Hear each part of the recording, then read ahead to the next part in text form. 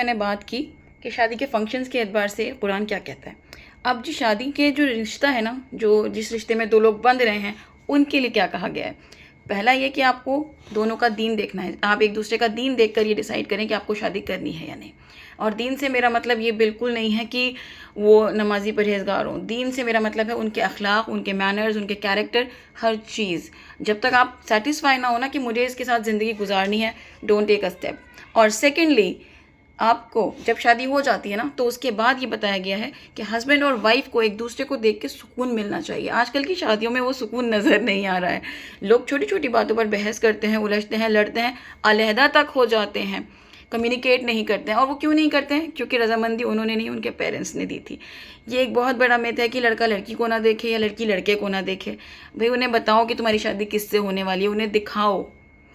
Date करने को नहीं कहा है, लेकिन दिखाओ, समझने दो कि हाँ ये मेरे लिए सूटेबल मैच है नहीं है, या मेरा अपना जो एक क्राइटेरिया था, जो एक मैं सोचती हूँ या सोचता हूँ आइडियली, ये वो है या नहीं है। क्योंकि जब वो चीज़ नहीं मिलती ना, तो बंदा फ्रस्ट्रेट हो जाता है कि ये मेरे नसीब में क्या ही आ गया, कौन मिल गया। और फिर शुरू होती हैं लड़ाइयाँ, झगड़े, मिसअंडरस्टैंडिंग्स, और भुगतना दोनों को पड़ता है, दोनों की फैमिलीज़ को पड़ता है। आगे की लाइफ ख़राब होती है।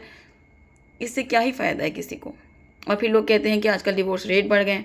इसीलिए बढ़ गए ना, क्योंकि पहले अंडरस्टैंडिंग हुई नहीं। पहले तो देखा ही नहीं कि मुझे क्या मिलने वाला है, और जब देखा तो समझ नहीं आया।